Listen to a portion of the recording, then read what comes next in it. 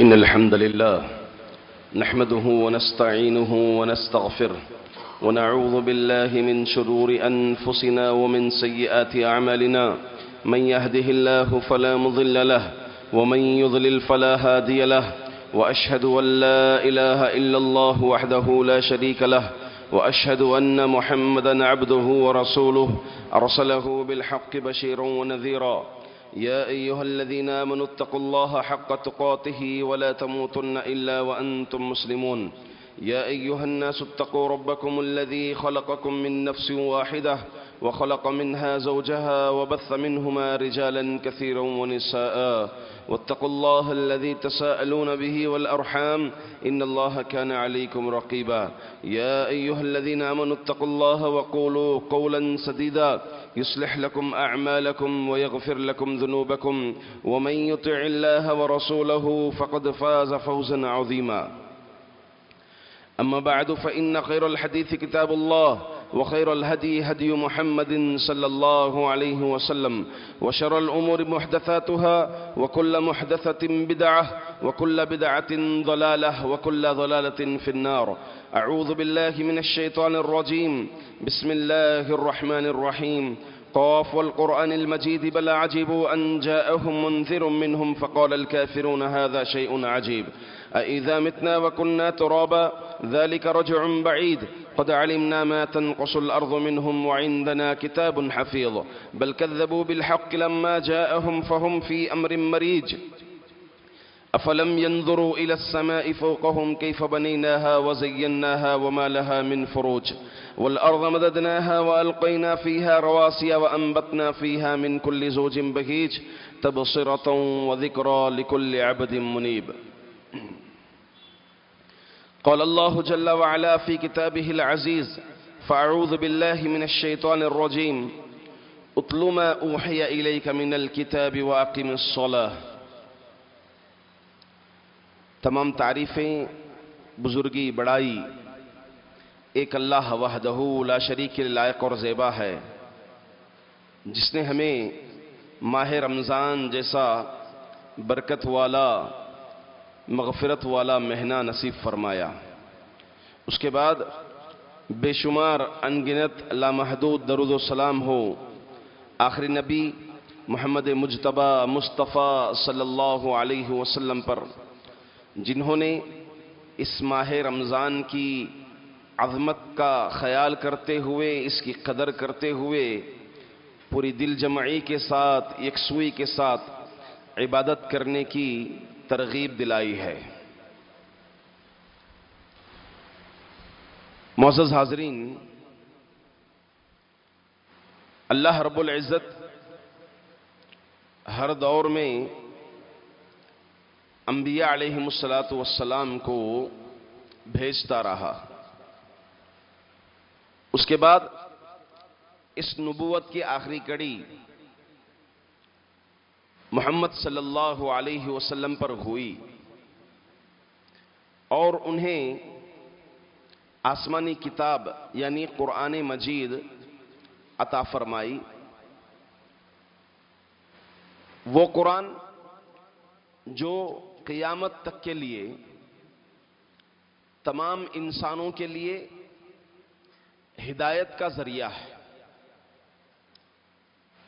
اس کے قرآن مجید انسانی زندگی کے ہر شعبے میں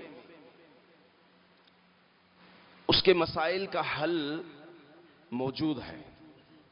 اللہ نے فرمایا تبیانا لکل شیء،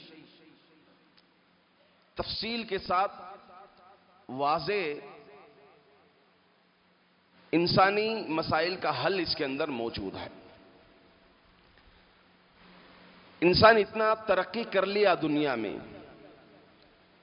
وہ سمندر کی تہ میں چلا گیا، پہاڑوں کو چیر کر گھریں بنا لیے، جنگل کاٹ کر گھر بنا لیے، بستی آباد کر لیے، زمین و آسمان کے درمیان اڑان اڑ رہا ہے. مگر یہ دنیا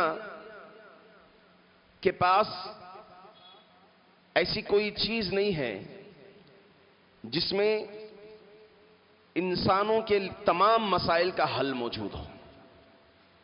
اگر انسانوں کے تمام مسائل کا حل کسی میں ہے تو وہ بس قرآن مجید میں ہے۔ اللہ رب العزت قرآن کریم ہی میں ایک آیت نازل فرمائی جس میں تمام جن و انس کے لیے اگر وہ ایک دوسرے کے مددگار بھی ہو جائے، معاون بھی ہو جائے، تو اس جیسی کتاب قطعا نہیں لا سکتے۔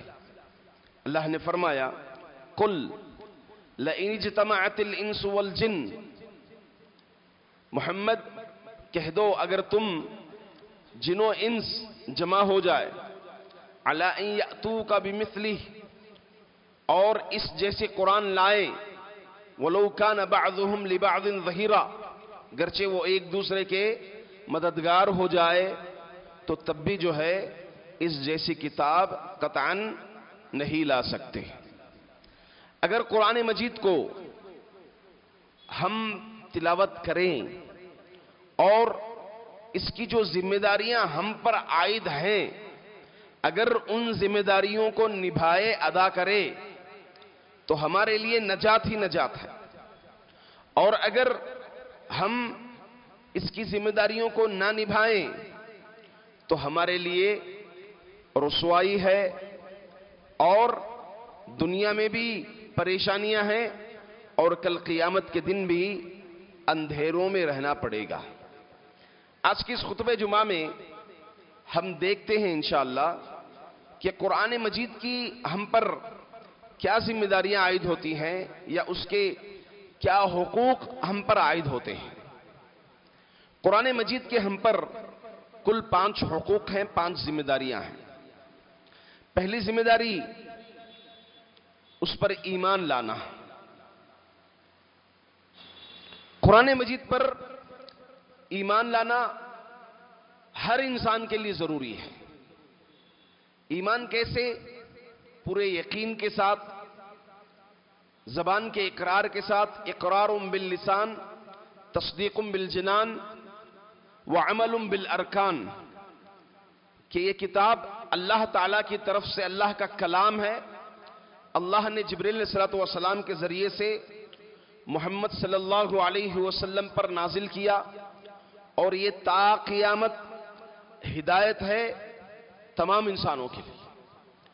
یہ مختصراً قرآن مجید کے تعلق سے ایمان لانا ضروری ہے۔ دوسرا جو حق یا ذمہ داری اس کی جو عائد ہوتی ہے ہم پر، وہ قرآن مجید کی تلاوت کرنا۔ قرآن مجید کی تلاوت کرنا۔ اللہ فرماتے ہیں اتل ما اوحی الیک من الکتاب، محمد تم پر جو وحی کی جا رہی ہے تم تلاوت کرو، اس کتاب کو تلاوت کرو۔ جو قرآن مجید کو تلاوت کیا اس کے لیے خیر ہے، اس کا حق، ایک طرح سے اس کا حق ادا کیا، اور جو قرآن مجید کی تلاوت نہیں کیا تو اس کے لیے خیر نہیں ہے۔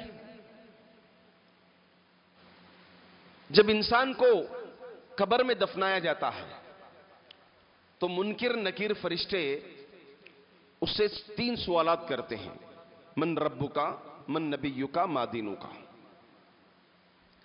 اگر بندہ تینوں سوالات کے جوابات دے دے تو فرشتے اس سے پوچھتے ہیں کہ تو نے یہ تینوں جوابات دیے، یہ تو نے کہاں سے سیکھا؟ تو اس وقت مومن بندہ کہے گا قرأت کتاب اللہ وآمنت بہ، میں نے اللہ کی کتاب کو پڑھا اور اس پر ایمان لایا، وصدقت بہ، اور اس کی تصدیق کی، تو پھر اس کے لیے نجات رہے گی، خیر رہے گا۔ اس کے بالمقابل جو قبر کے سوالات کے جوابات نہیں دے گا تو اس سے کہا جائے گا لا دریتا ولا تلیتا، نہ تو اس قرآن کے متعلق جانا اور نہ ہی تو اس قرآن مجید کو پڑھا، اس کی تلاوت کی۔ پھر جو ہے فرشتے لوہوں سے اس کو قیامت تک مارتے رہیں گے، سزائیں دیتے رہیں گے۔ تو معلوم یہ ہوا قرآن مجید کا حق ہر ایک پر ضروری ہے۔ اب حیثیت مسلمان ہم اپنے آپ کو مسلمان کہہ رہے ہیں اور قرآن مجید کو نہیں پڑھ رہے ہیں، اس کا حق ادا نہیں کر رہے ہیں، تو گویا کل قیامت کے دن عالم برزخ میں ہمارے لیے دشواری ہوگی، بہت ہی مشکلات ہمارے لیے ہوں گے۔ اکثر لوگ یہ سوال کر سکتے ہیں اور یہ شبہ بھی پیدا کرتے ہیں، اپنا ذہن بھی سیٹ کر لیے ہیں اس لحاظ سے کہ ہم تو ہماری عمریں ہو گئی ہیں، بچپن میں جب والدین ہمیں پڑھانا تھا نہیں پڑھائے، ان کو علم نہیں تھا، جہالت میں تھے، لہذا اب اتنی عمروں میں 40 سال گزر گئے ہیں، 50 سال بیت گئے ہیں، اب ہم قرآن مجید کہاں سے پڑھیں گے؟ قرآن مجید ہم کہاں سے سیکھ پائیں گے؟ ہماری زبانیں بھی ابھی جو ہے موٹی ہو گئی ہیں، مضبوط ہو گئی ہیں، اس کے لیے بچے ہونا چاہیے۔ یہ بات بالکل غلط ہے، یہ سوچ ہے۔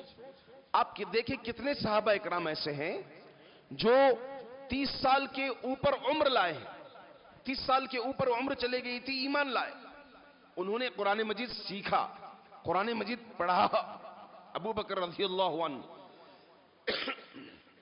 ابو بکر رضی اللہ عنہ، سلمان فارسی رضی اللہ عنہ، یہ وہ صحابہ ہیں جو 30 سال کی عمر کے بعد جو ہے ایمان لائے، انہوں نے تلاوت کیا، قرآن مجید کو پڑھا، اس میں غور و تدبر کیا۔ اس کے علاوہ دنیا کی نئی نئی چیزیں سیکھ لیتے ہیں لوگ، مگر قرآن مجید جو 1400 سال پہلے نازل ہوئی، اس کتاب کو پڑھنے کے لیے بہانے بناتے ہیں۔ ہمیں ضرورت ہے کہ واقعی ہم اس کے لیے آگے بڑھیں، اٹھائیں، کوئی عیب کی بات نہیں ہے، کوئی شرم کی بات نہیں ہے۔ اگر ایسے عالم میں آپ کی وفات ہو جائے، آپ عمر کے آخری مرحلوں میں ہیں، قرآن سیکھنے کا، قرآن پڑھنے کا، قرآن تلاوت کرنے کا آپ نے ارادہ کر لیا ہے، اور اسی مرحلے میں آپ کی وفات ہو گئی ہے، تو سوچئے کتنا خاتمہ بالخیر ہے یہ کہ آپ کی وفات کیسے عالم میں ہوئی کہ آپ قرآن مجید کے ایک طالب علم تھے اور آپ کی وفات ہو گئی۔ اب سوال یہ ہے کہ قرآن مجید کی تلاوت کیسے، اس کا حق کیسے ادا کیا جائے تلاوت کے ذریعے سے؟ اللہ رب العزت کا ارشاد ہے، الذین آتیناہم الکتاب یتلونہ حق تلاوتہ، جنہیں ہم نے کتاب ادا کیے انہوں نے اس کی تلاوت کا حق ادا کیا۔ امام قرطبی رحمت اللہ علیہ عمر بن خطاب رضی اللہ عنہ کے قول سے اپنی تفسیر میں ذکر کرتے ہیں کہ تلاوت کا حق کا مطلب ہم الذین اذا مروا بآیات رحمتہ سألوها من اللہ واذا مروا بآیات عذاب استعاذوا منها، کہ وہ اللہ کی رحمت کی کسی آیت سے گزرتے ہیں تو اللہ تعالیٰ سے رحمت کا سوال کرتے ہیں، اور جب کسی عذاب کی آیت سے گزرتے ہیں تو اللہ تعالیٰ سے پناہ طلب کرتے ہیں، عذاب سے پناہ طلب کرتے ہیں۔ یہ قرآن مجید کی تلاوت کا حق ہے کہ ہم تلاوت کریں، غور و تدبر کے ساتھ تلاوت کریں۔ جہاں بھی آیتیں گزر رہی ہیں جنت کے متعلق ہے، جس میں نعمتوں کا ذکر ہے، تو ایسے وقت اللہ کی رحمت کا ذکر ہے، مغفرت کا ذکر ہے، تو ایسے وقت ہم اللہ تعالیٰ سے رحمت کا سوال کریں، مغفرت کا سوال کریں۔ اور جہاں کہیں بھی جہنم کا ذکر ملتا ہے، عذابات کا ذکر ملتا ہے، تو ایسی صورت میں ہم اللہ تعالیٰ سے اللہ تعالیٰ سے پناہ طلب کریں اس عذاب کے سلسلے میں۔ قرآن مجید کی تلاوت پوری یکسوئی کے ساتھ، دل جمعی کے ساتھ ہونا چاہیے۔ یہ تصور ہونا چاہیے پڑھتے وقت کہ اس میں کی آیت جو اللہ رب العزت فرما رہا ہے، اللہ کا ارشاد ہے، اس کا مخاطب سب سے پہلے میں ہوں۔ تلاوت کرتے وقت یہ چیز ہو ذہن میں کہ میں اس کا پہلا مخاطب ہوں، مجھے یہ حکم دیا جا رہا ہے، اس میں جو نعمتیں بیان کی گئی ہیں یہ نعمتیں میرے لیے ہیں، اور اس میں جن چیزوں سے ڈرایا گیا ہے اس تعلق سے مجھے متنبہ ہونا چاہیے، مجھے متنبہ کیا جا رہا ہے، مجھے تنبیہ کیا جا رہا ہے۔ اس تصور کے ساتھ ایک مومن کی تلاوت ہونی چاہیے۔ معزز حاضرین، قرآن مجید کا ایک تیسرا حق جو ہم پر عائد ہوتا ہے وہ قرآن مجید میں غور و تدبر ہے، غور و فکر ہے۔ قرآن مجید کو پورے تدبر کے ساتھ پڑھا جائے، پورے غور کے ساتھ پڑھا جائے۔ چنانچہ اللہ فرماتے ہیں قرآن میں افلا یتدبرون القرآن ام علی قلوب اقفالها، کہ لوگ قرآن مجید کو تدبر کے ساتھ نہیں پڑھتے، غور و فکر کے ساتھ نہیں پڑھتے، یا پھر ان کے دلوں پر تالے لگے ہوئے۔ قرآن مجید کو غور و تدبر سے پڑھنا، اس میں جو حکم دیا جا رہا ہے، چاہے وہ سن رہے ہیں پڑھ رہے ہیں، تو اس میں غور و تدبر کرنا یہ ایک مسلمان کی ذمہ داری ہوتی ہے، اور قرآن مجید کا باقاعدہ طور پر یہ حق ہوتا ہے۔ لوگ اس کے متعلق بھی کئی بہانے بناتے ہیں کہ وہ جو صحابہ تھے یا عربی تھے، وہ عربی زبان جانتے تھے، قرآن کریم کی آیت نازل ہوتی تو غور و تدبر کرتے تھے کیونکہ وہ عربی دان تھے۔ ہم تو عجمی ہیں، اردو زبان جاننے والے، تمل زبان جاننے والے، کنڑ زبان جاننے والے، عربی زبان ہمیں نہیں آتی ہے۔ تو ہم کہیں گے یہ بھی جو ہے اس سے بچنے کا ایک بہانہ ہے، کیونکہ ہمیں سیکھنے کے لیے قدم آگے بڑھانا ہے اس میں۔ خصوصاً آج دیکھیں قرآن مجید کے تراجم بھی موجود ہیں، ترجمے بھی موجود ہیں۔ اب یہ سمجھتے ہیں اکثر لوگ کہ عربی زبان چونکہ جو لوگ جانتے ہیں ڈائریکٹ اس کو سمجھتے ہیں تو اس میں غور و تدبر کرتے ہیں۔ اب رہے ہم کہاں سے غور و تدبر کریں گے؟ ہم کیسے غور و تدبر کریں گے؟ دیکھیں، آپ کو معلوم ہونا چاہیے حبشہ کی جب ہجرت ہوئی تھی، حبشہ کی ہجرت کے وقت جب دوسری مرتبہ مسلمان ہجرت کر کے گئے تو کفار قریش وہاں بھی آ گئے تھے۔ اس وقت عیسائی بادشاہ تھا وہاں کا، نجاشی بادشاہ۔ اور جب قریش نے مقدمہ درج کیا کہ ہمارے کچھ لوگ اپنا دین چھوڑ کر تمہاری بستی میں آ گئے ہیں، لہٰذا انہیں ہمارے حوالے کر دو، پھر نجاشی بادشاہ بلایا۔ جعفر بن ابی طالب رضی اللہ عنہ نے تقریر کی تھی بادشاہ کے سامنے۔ تقریر کرنے کے بعد پھر بادشاہ نے پوچھا، وہ عیسائی تھا اور درمیان میں ایک ٹرانسلیٹر تھا جو ترجمانی کر رہا تھا عربی قرآن کی۔ پھر حضرت جعفر نے سورہ طٰہٰ کی آیتیں تلاوت کی جس میں مریم علیہ السلام اور عیسیٰ علیہ السلام کی پیدائش کا ذکر ہے۔ جیسے جیسے آپ تلاوت کرتے جا رہے تھے اور ٹرانسلیٹر ترجمہ کرتا جا رہا تھا، بادشاہ سنتا جا رہا تھا اور زارو کتار روتا جا رہا تھا، اور اسی بیس پر اس نے اسلام بھی قبول کر لیا، ایمان بھی قبول کر لیا، جس کی غائبانہ نماز جنازہ اللہ کے رسول صلی اللہ علیہ وسلم پڑھائے تھے۔ صحابی نہیں ہوا وہ، کیونکہ صحابی کس کو کہتے ہیں؟ جو ایمان کی حالت میں اللہ کے رسول صلی اللہ علیہ وسلم سے ملاقات کیا ہو اور ایمان کی حالت میں اس کی وفات ہوئی ہو، انہیں صحابی کہا جاتا ہے۔ تو آپ سوچیں کہ ایک ٹرانسلیٹر ترجمہ سن کر کے بادشاہ اتنا غور و تدبر کیا، تو لہٰذا ہمارے لیے بھی ایک موقع ہے۔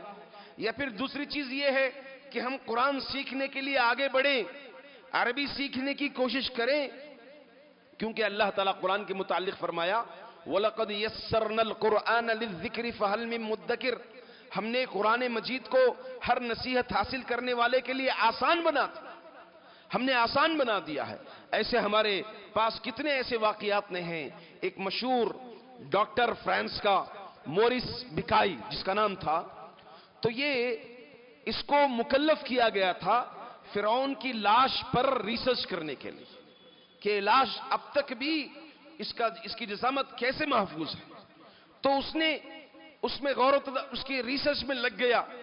پھر قرآن مجید کی ایک آیت اس کے پاس سے گزری، فَالْيَوْمَ نُنَجِّيكَ بِبَدَنِكَ لِتَكُونَ لِمَنْ خَلْفَكَ آیَةً، فرعون کے متعلق ہے کہ آج ہم نے نجات دے دیا ہے، یعنی اس کے جسم کو محفوظ کر دیا ہے تاکہ بعد آنے والوں کے لیے ایک نشانی ہو جائے، آیت بن جائے۔ تو اس کے بعد اس نے قرآن مجید کے تعلق سے سوچا کہ 1400 سال پہلے اس کے متعلق بات آ گئی ہے قرآن مجید میں، تو وہ تحقیق کرنا شروع کیا، عربی سیکھنا شروع کیا، یہاں تک کہ وہ ایمان لا لیا، وہ اسلام قبول کر لیا، اور تو اور یہ ایک مصنف بھی بن گیا، اور اس کی ایک مشہور کتاب بھی ہے جس کا ترجمہ اردو زبان میں بھی موجود ہے، قرآن، بائبل اور سائنس۔ قرآن، بائبل اور سائنس۔ تو حاضرین، ایسے کئی واقعات ہیں جو لوگ جو ہے کسی اور کفر میں تھے، قرآن مجید کی ایک آیت ان سے گزری اور یہ ٹھان لیا کہ اس قرآن مجید کو پڑھنا ہے، اس کی زبان مجھے سیکھنی ہے، تو قرآن زبان سیکھ کر کے کہاں سے کہاں تک ایسے لوگ بن گئے۔ اور خود دکتر ضیاء الرحمن مدنی رحمہ اللہ علیہ، جن کا انتقال ہو گیا، آپ دیکھیں وہ بھی جو ہے ایک غیر مسلم تھے، انہوں نے بھی جو ہے قرآن مجید سیکھا، عربی زبان سیکھی، مدرسے میں تعلیم حاصل کی، مدینہ مکہ، بلکہ جو ہے ایک پروفیسر بھی جو ہے آپ رحمہ اللہ علیہ بن گئے تھے۔ کفر سے کہاں تک آپ پہنچ گئے۔ تو جو شخص واقعی اس کی ہدایت حاصل کرنا چاہتا ہے، اس کو پڑھنا چاہتا ہے، اللہ رب العزت اس کے لیے راستے ہموار کر دیتا ہے۔ اس لیے قرآن مجید کی تلاوت کرنا اور پورے غور و تدبر کے ساتھ پڑھنا۔ ابو بکر رضی اللہ عنہ کے متعلق آتا ہے کہ آپ قرآن مجید کی تلاوت کرتے پورے غور و تدبر کے ساتھ، جب بھی آپ تلاوت کرنے جاتے تو آپ رویا کرتے تھے، قرآن مجید کو پڑھ پڑھ کر کے آپ رویا کرتے تھے۔ اور خود اکرمہ رضی اللہ عنہ اسلام لانے کے بعد قرآن مجید کو دیکھتے، اٹھاتے، اس کی تلاوت کرتے، پڑھتے اور اس کو لگا کر رویا کرتے تھے اکرمہ رضی اللہ عنہ۔ اسی طرح سے سالم، جو حذیفہ رضی اللہ عنہ کے غلام تھے، سالم رضی اللہ عنہ اتنی پیاری تلاوت کرتے تھے، اتنی اچھی آواز میں تلاوت کرتے تھے کہ ان کی آواز کو سن جو شخص گزرتا تھا وہ کچھ دیر کے لیے رک جاتا تھا ان کی تلاوت سننے کے لیے۔ ایک مرتبہ اللہ کے رسول صلی اللہ علیہ وسلم ان کی تلاوت سننے کے لیے رک گئے آپ صلی اللہ علیہ وسلم، اور اللہ کے رسول صلی اللہ علیہ وسلم بہت خوش ہوئے۔ خوش ہونے کے بعد آپ صلی اللہ علیہ وسلم نے اللہ کا شکر ادا کیا اور کہا کہ اللہ تعالیٰ میری امت میں ایسی تلاوت کرنے والے پیدا فرمایا، میری امت میں ایسی تلاوت کرنے والے پیدا فرمایا۔ تو قرآن مجید کو ایک تو تلاوت کیا جائے اور پورے غور و تدبر کے ساتھ تلاوت کیا جائے۔ صحابہ اکرام میں عباد بن بشر رضی اللہ عنہ اور عمار بن یاسر رضی اللہ عنہ کا واقعہ بھی مشہور ہے کہ ایک مرتبہ اللہ کے رسول صلی اللہ علیہ وسلم کسی جنگ سے واپس ہو رہے تھے، ابو داؤد کی روایت ہے، پھر راستے میں رات میں پڑاؤ ڈالا، اس کے بعد جماعت کی پہرہ داری کے لیے عباد بن بشر اور عمار بن یاسر رضی اللہ عنہما کو مکلف کیا کہ وہ جماعت کی پہرہ داری کرے، رات میں ڈیوٹی کرے، رات میں۔ چنانچہ دونوں جو ہے پہرہ داری کر رہے تھے، پھر دونوں نے یہ طے کیا کہ اگر ہم دونوں ایک ساتھ پوری رات جاگے رہیں گے، پہرہ داری کریں گے، ہم تھک جائیں گے رات کے آخری مرحلے میں، اس لیے ہم ایسا کرتے ہیں کچھ دیر تم آرام کر لو، باری مقرر کر لیں گے، میں جو ہے پہرہ داری کروں گا، پھر میں آرام کر لوں گا، تم پہرہ داری کر لینا۔ چنانچہ ایسا ہی ہوا۔ عباد بن بشر رضی اللہ عنہ پہلے اپنی ذمہ داری قبول لیے کہ پہلے میں پہرہ داری کروں گا۔ عمار بن یاسر سو گئے، عباد بن بشر پہرہ داری کر رہے تھے۔ اس کے بعد عباد بن بشر رضی اللہ عنہ نے سوچا کتنا اچھا موقع ہے، کیوں نہ میں نماز پڑھ لوں، کتنا اچھا موقع ہے، کیوں نہ میں نماز پڑھ لوں۔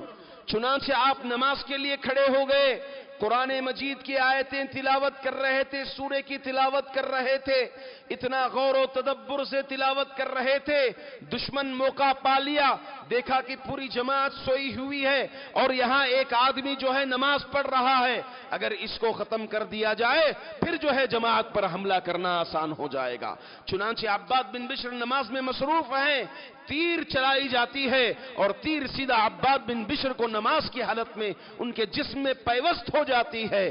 آپ نماز میں مصروف رہتے ہیں، تیر کو اپنے جسم سے نکالتے ہیں، اس کو نیچے ڈال دیتے ہیں، اپنی نماز جاری رکھتے ہیں، پھر اس طرح سے دوسری تیر، تیسری تیر آپ نکالتے جاتے ہیں، کئی تیر آپ کے جسم میں پیوست ہو جاتی ہیں۔ جب انہیں خدشہ ہوتا ہے کہ اگر میری وفات ہو جائے گی پھر جماعت کے لیے مشکل ہو جائے گا، پھر آپ نے نماز ختم کر لی، پھر جا کر عمار بن یاسر کو بیدار کیے کہ معاملہ یہ ہے۔ عمار بن یاسر جیسے ہی عباد بن بشر رضی اللہ عنہ کو دیکھتے ہیں کہ وہ لہو لہان ہیں، کہتے ہیں سبحان اللہ، سبحان اللہ، افلا احببتنی اول ما رماکا، کہتے ہیں کہ تم مجھے جب پہلی تیر لگی تبھی کیوں بیدار نہیں کیا؟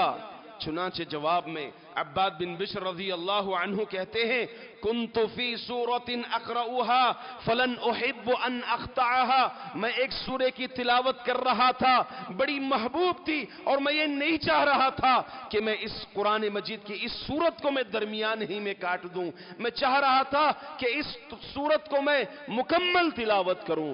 سبحان اللہ، دیکھیں کیا حال تھا نماز کا، کیا غور و تدبر تھا، اور کیا تلاوت تھی، کیا تلاوت تھی عباد بن بشر رضی اللہ عنہ کی۔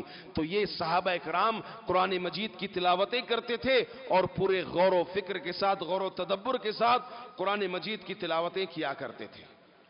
معزز حاضرین، قرآن مجید کے انہی حقوق میں سے، ذمہ داریوں میں سے ایک حق یہ بھی ہے، چوتھا حق، کہ ہم اس کی تعلیمات پر عمل کریں، قرآن مجید کی تعلیمات پر عمل کریں۔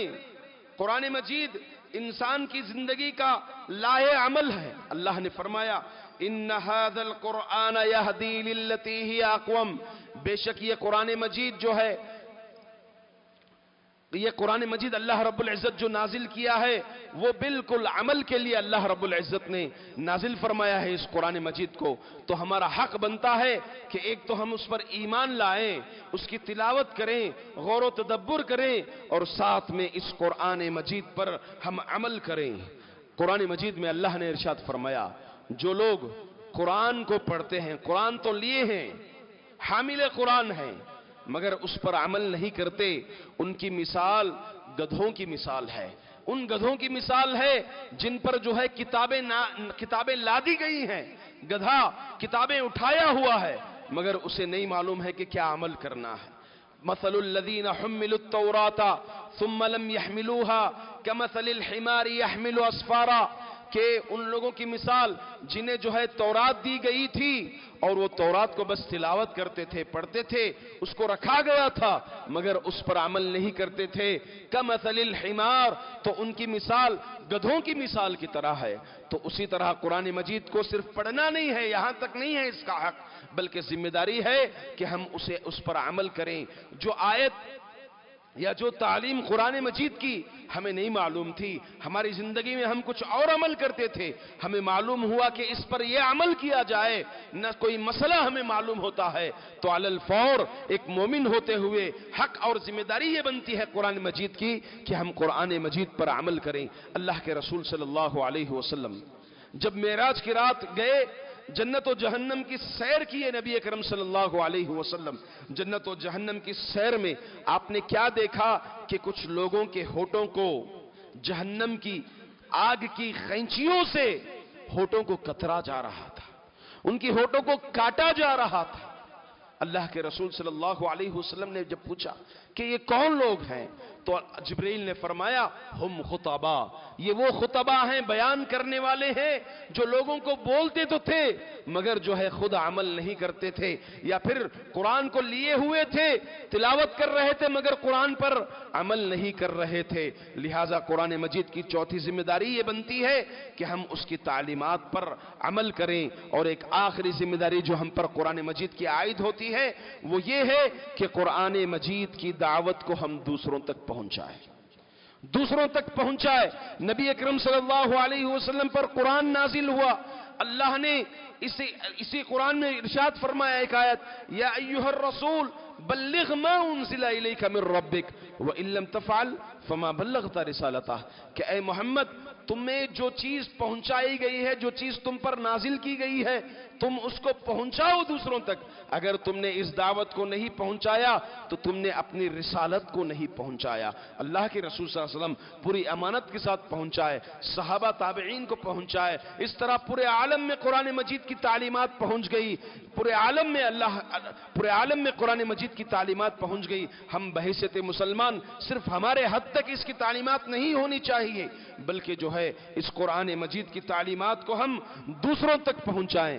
اگر ہم قرآن مجید کے اس فریضے میں کوتاہی کریں گے، تو ہمارے لیے رسوائی ہوگی.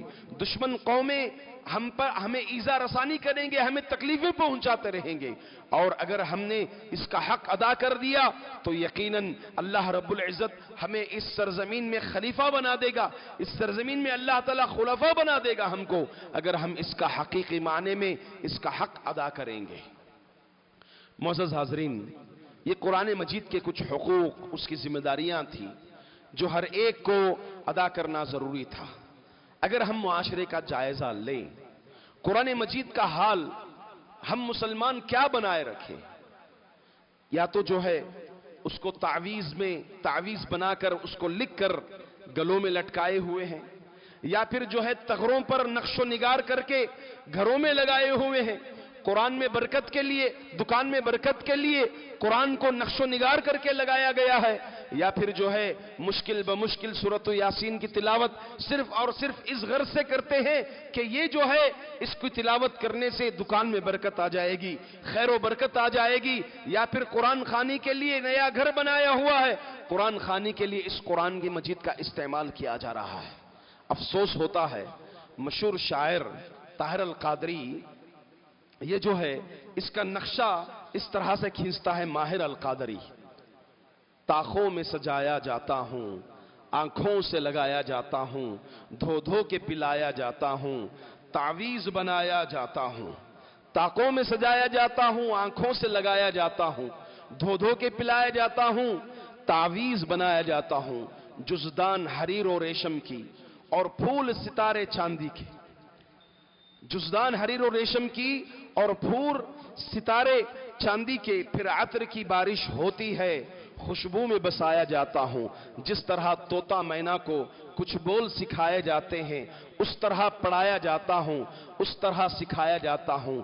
جب قول و قسم کی نوبت ہوتی ہے تو میری ضرورت پڑتی ہے، پھر ہاتھوں میں اٹھایا جاتا ہوں. یہ ماہر القادری کے کچھ اشعار ہیں جو قرآن مجید کے متعلق مسلمان قرآن مجید کا حال بنائے ہیں. اس حال کو ان الفاظ میں اس نے ارشاد فرمایا ہے. اشعار کے معاملے میں حال میں جو ہے ارشاد فرمایا ہے. لہٰذا آج یہی مسلمان امت مسلمہ نے قرآن مجید کا حال مجموعی اعتبار سے بنا دیا ہے. معزز حاضرین، اس کے متعلق خصوصاً اس ماہ رمضان میں ذکر کرنا، یہ مہینہ جو ہے قرآن مجید کا مہینہ ہے. ایک تو اس مہینے میں، اس کے علاوہ ہما وقت ہمیں قرآن مجید پر عمل کرنا ہے. اچھا موقع ہوتا ہے قرآن مجید مکمل قرآن سننے کا تراویح میں اور اس کو پڑھنے کا. ہم اس طرح تراویح کے لیے تیار ہو کر کے آئیں، اس طرح تراویح کے لیے تیار ہو کر کے آئیں کہ آج جو پارہ پڑھایا جائے گا اس میں کیا آیتیں ہیں، اس کا ترجمہ دیکھ لیں، اس کا ٹرانسلیٹ دیکھ لیں، پھر نماز کے لیے کھڑے ہو جائیں. کون سی آیت گزر رہی ہے، کہاں جو ہے جہنم کے تعلق سے ہے، کہاں جو ہے اللہ کی رحمت کا ذکر ہو رہا ہے، اس کے تعلق سے پھر دیکھیں ہماری نمازوں میں خشوع و خضوع، پھر ہماری نمازوں میں خشوع و خضوع اور کس طرح سے غور و تدبر جو ہے ہم قرآن مجید کی تلاوت پر کریں گے. ایک مسلمان کو چاہیے کہ اس طرح کے اعمال انجام دے. اور چونکہ قرآن مجید اس ماہ رمضان میں نازل ہوا ہے، انا انزلناہ فی لیلۃ القدر، لیلۃ القدر میں ہم نے قرآن مجید کو نازل فرمایا. شہر رمضان الذی انزل فیہ القرآن، یہ ماہ رمضان وہی مہینہ ہے جس میں قرآن مجید کو نازل کیا گیا. اللہ کے رسول صلی اللہ علیہ وسلم ماہ رمضان میں جبریل علیہ السلام کو قرآن مجید سنا دیا کرتے تھے، اور خصوصاً آخری مرحلے میں جب آپ کا آخری سال تھے تو 2 مرتبہ آپ نے قرآن مجید کو سنایا. اس طرح یہ ماہ رمضان ہے، بکثرت اس کی تلاوت کریں، بکثرت اس کی تلاوت کریں، کیونکہ رمضان میں جو ہے اس کا اجر بھی، اس کا ثواب بھی بڑھ جاتا ہے. معزز حاضرین، اسی کے اختتام پر ایک اعلان بھی میں آپ کے سامنے لایا ہوں. شہر حسن میں، حسن ہم جانتے ہیں ایک ایسا شہر جہاں بدعات و خرافات، شرک، اس کا غلبہ بہت زیادہ ہے. یہ دوسری مسجد قائم ہونے جا رہی ہے جس کے لیے جگہ خریدی گئی ہے مسجد الرحمہ ٹرسٹ کے نام سے. تقریباً 3,500 اسکوائر فٹ 3,500 اسکوائر فٹ زمین خریدی گئی ہے. 1 کروڑ لگ بھگ 20 لاکھ روپے اس کی قیمت ہے. تقریباً الحمدللہ ثم الحمدللہ آدھی قیمت ادا کر دی گئی ہے، ابھی آدھی قیمت باقی ہے۔ یہ اچھا موقع ہے، اللہ کے رسول صلی اللہ علیہ وسلم اس معزز مہینے میں، اس بابرکت والے مہینے میں آپ کے صدقات و خیرات کا معاملہ اور بڑھ جاتا تھا۔ ایک اچھا موقع ہے اس ماہ رمضان میں، ایک مصلی کی قیمت 21,000 روپیہ ہے، کیوں نہ آگے بڑھ چڑھ کر کے اس اللہ کے گھر کے لیے ہم کیوں نہ زمین خریدیں، اور اس میں ہماری حتی المقدور جتنی ہماری استطاعت ہے، طاقت ہے، اس کے لیے ہم کیوں نہ جگہ خریدنے کے لیے ہم مدد کریں۔ ایک اچھا موقع ہے، وہاں سے احباب ذمہ داران بڑی امیدیں لے کر کے اللہ رب العزت کے بعد آپ لوگوں کے تعاون کے لیے لوگ یہاں تک حاضر ہوئے ہیں۔ بڑھ چڑھ کر کے آپ اس مسجد کے لیے آپ آگے بڑھیں، اس زمین کے لیے آپ آگے بڑھیں۔ اللہ رب العزت آپ کے صدقات و عطیات کو قبول فرمائے۔ اللہ رب العزت اس ماہ رمضان میں اب تک ہم نے جو عبادتیں کی ہیں، قیام کیا ہے، صیام رکھا ہے، افطاری سحری کو اللہ قبول فرمائے۔ بقیہ رمضان میں اللہ رب العزت مزید عبادات کرنے کی توفیق عنایت فرمائے۔ اقول قولی ھذا استغفر اللہ لی ولکم ولسائر المسلمین من کل ذنب فاستغفروہ انہ ھو الغفور الرحیم۔